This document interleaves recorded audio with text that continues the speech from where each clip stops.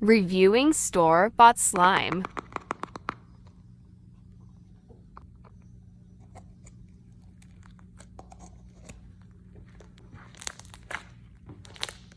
The texture felt very stretchy and smooth.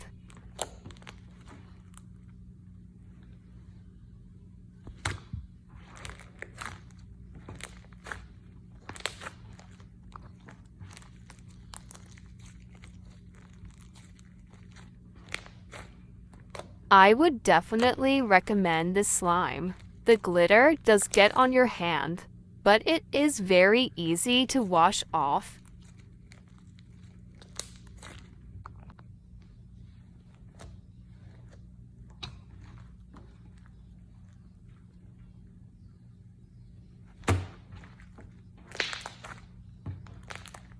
I love those bubble pops though.